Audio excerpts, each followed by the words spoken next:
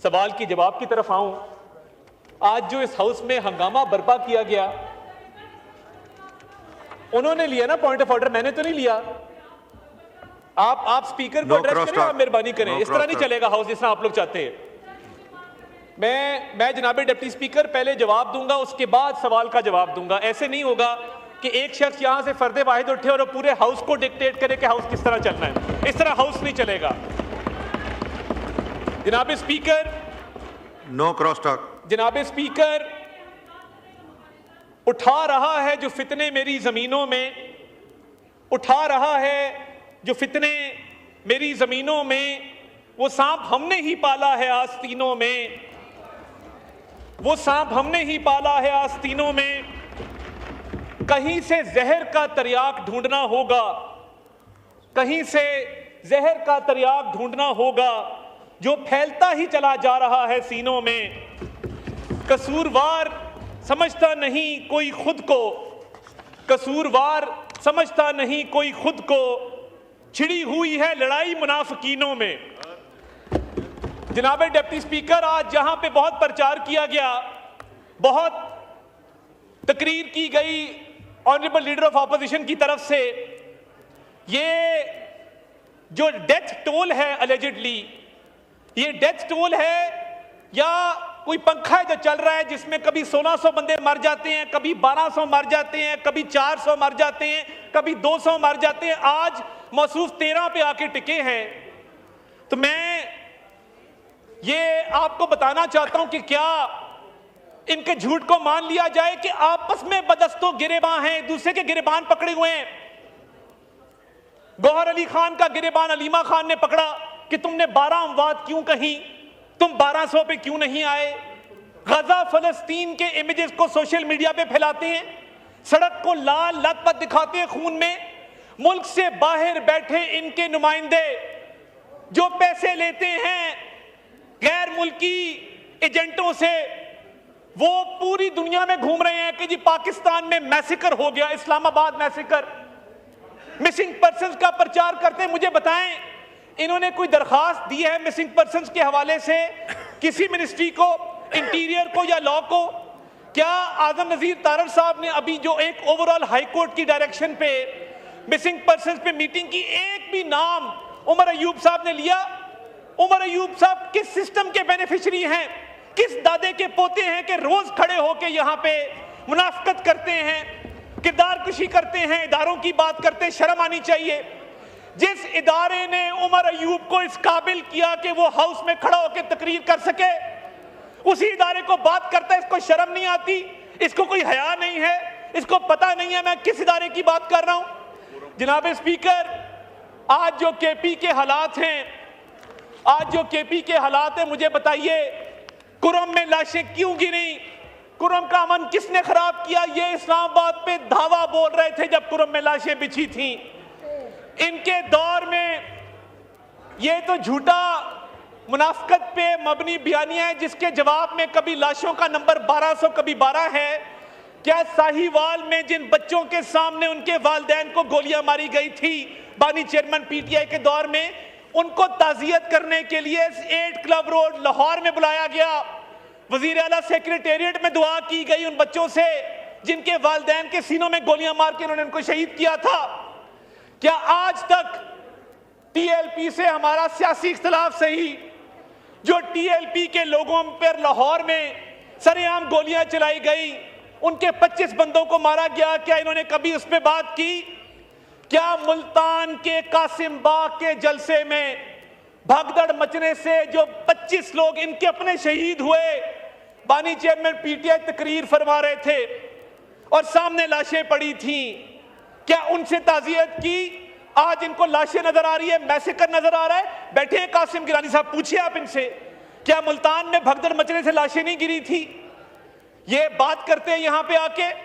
और जो मुल्क से बाहर भी कैंपेन चल रही है, उसकी फंडिंग कहां से हो रही है? मुल्क के खिलाफ, रियासत के खिलाफ, इदारों के खिलाफ। आज बहुत अफसोस हुआ कि अपनी बात करके चल दिए और उसके बाद अगलों की बात करने का क्या हक नहीं है? क्या इनमें इतना हौसला नहीं है कि ये बात सुन सकें? जनाब डिप्टी स्पीकर, ये वो लोग हैं जो बंद दरवाजों के पीछे आके बिल्कुल ठीक कहा ख्वाजा साहब ने। एक मिनट मिनिस्टर साहब, आप अपनी सीट पे आएं और कोरम पॉइंट आउट करें।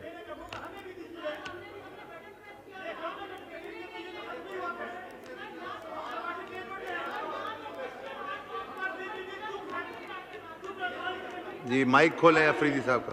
जी स्पीकर साहब, कुरम तो पूरा नहीं है। जी जी काउंट बी मेड। ठीक है, तशरीफ रखें। जी काउंट बी मेड।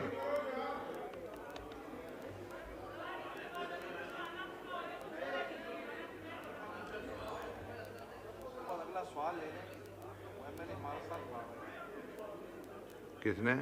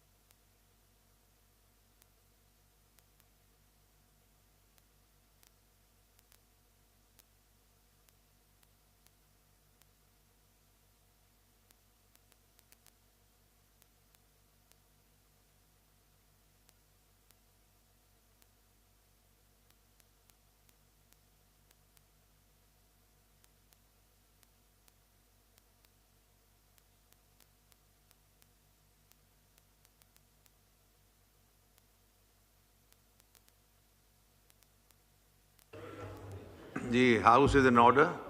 ये मिनिस्टर ये तारण साहब भागता क्यों है? तारण साहब सर मैं एक मैं आ रहा हूं, सर। मिनट सुन लें प्लीज। ये अभी क्वेश्चन आवर चल रहा है। 6:02 पे क्वेश्चन आवर शुरू हुआ है, 7:02 पे खत्म हो जाएगा। तो आप काइंडली, आपको मौका देंगे अगर आपने कुछ और बात करना है। अभी सिर्फ नहीं, अब आप सवाल का जवाब दें प्लीज।